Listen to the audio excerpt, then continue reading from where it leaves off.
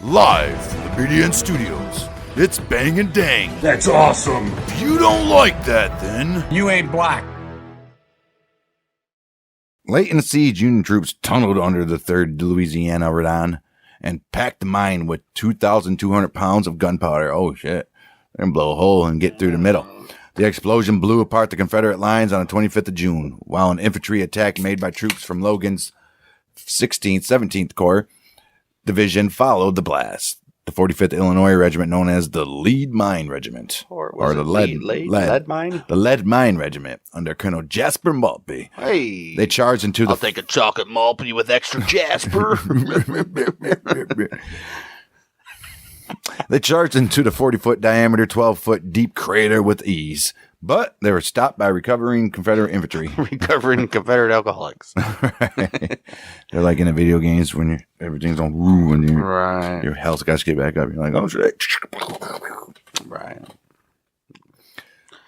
The Union soldiers became pinned down, and defenders rolled artillery shells with short fuses into the pit with deadly results. No shit. I bet.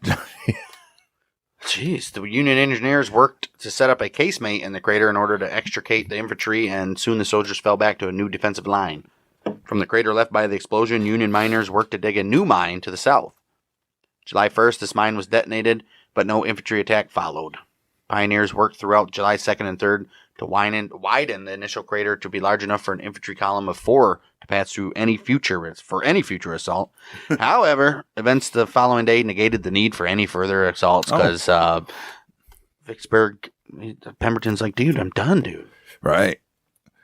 July 3rd, Pemberton sent a note to Grant regarding the possibility of negotiations for peace.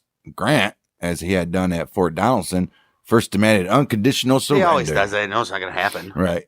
He then reconsidered not wanting to feed 30,000 Confederates in Union prison camps. Well, I don't blame him. Right. And offered to parole all prisoners. Considering their destitute and starving state, he never expected them to fight again.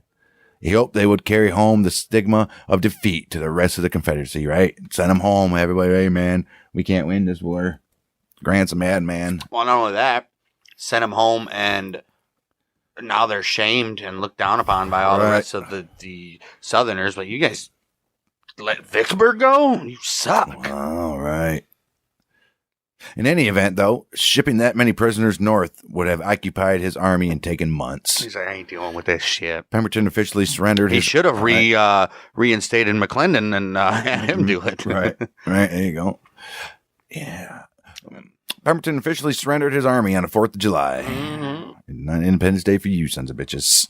Most of the men were paroled on July 6th, and they were exchanged and received back into the Confederate Army on August 4th, 1863. Uh-oh. All right, whatever. They did that at Mobile, Harper, Alabama. They were back in Chattanooga, Tennessee by September, and some fought in the battles of Chattanooga in November and against Sherman's invasion of Georgia in the 16th and May 1864. Not all of them. Right. We're going to just leave. Right. The Confederate government protested the validity of the paroles on technical grounds, and the issue was referred to Grant, who in April 1864 was general-in-chief of the army at this time. Nice. The dispute effectively ended all further prisoner exchanges during the war, except for hardship cases. Right. They're like, nope. From now on, we take prisoners, we're taking them with us. Right, we have to. When the captured 26th, 27th, 29th, and 31st Louisiana infantry regiments were exchanged in 1863 and 64, many of the paroled soldiers failed to report for duty and remained at their homes. Right, screw that. Those Louisianans who returned to active duty were never again used in combat, though. Oh, wow. Surrender was formalized by an old oak tree, made historical by the event.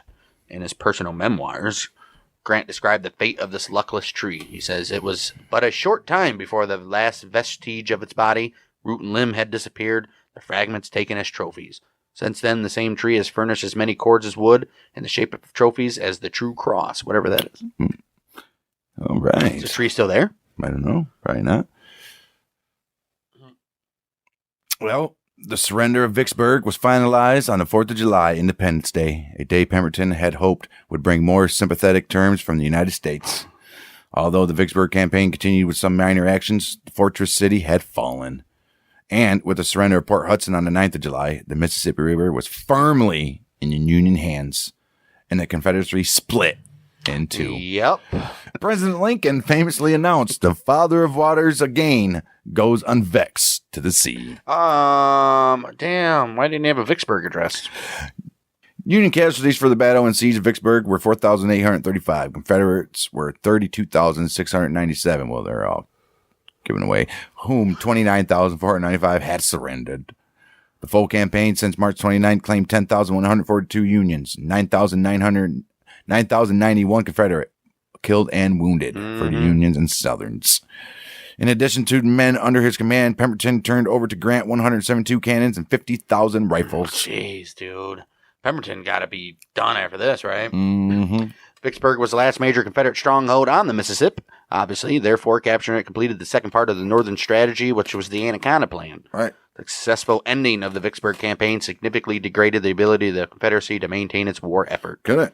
This action, combined with the surrender of Port Hudson on July 9th, yielded command of the Mississippi River to the Union forces who would hold it for the rest of the war.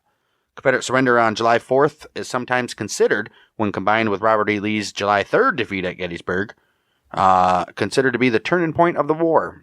It cut off the states of Arkansas, Louisiana, and Texas from the rest of the Confederates and effectively split the Confederacy in two for the duration. It was over. From here on, I don't know how the hell they last another year and a half. Ridiculous. Well, they did have the whole East Coast, though. I mean, the Union victory also permanently dissevered communication between the Trans-Mississippi Department, which is probably a good thing, and the balance of the Confederacy. Folk tradition holds that the 4th of July holiday was not celebrated by Vicksburg until World War II. Yeah, I'm sure they were a little ashamed. This claim is inaccurate, though, for large Independence Day celebrations were held as early as 1907. I don't give a shit. They at least went 30, 40 years without doing it. The works around Vicksburg are now maintained by the National Park Service as part of the Vicksburg National Military Park. The park, located in Vicksburg, Mississippi. No shit. And Delta, Louisiana, flanking the Mississippi. Oh, so it's right there. Also commemorates the Greater Vicksburg Campaign, which led up to the battle and includes reconstructed forts and trenches. Oh, that's cool. The park includes 1,325 historic monuments. Oh, shit. And markers. Damn. 20 miles of historic trenches and earthworks, and a 16-mile tour road. Damn. A 12.5-mile walking trail. 2 antebellum homes. 144 in-place cannons. The restored gunboat of USS Cairo, which was sunk on the 12th of December 1862 on the Yazoo. Also the Grant's Canal site, where the Union Army attempted to build a canal to let their ships bypass Confederate artillery fire. It failed. American Battlefield Trust and its partners have acquired and preserved 47 acres of the Vicksburg battlefield through 2021. Yep. There's Vicksburg.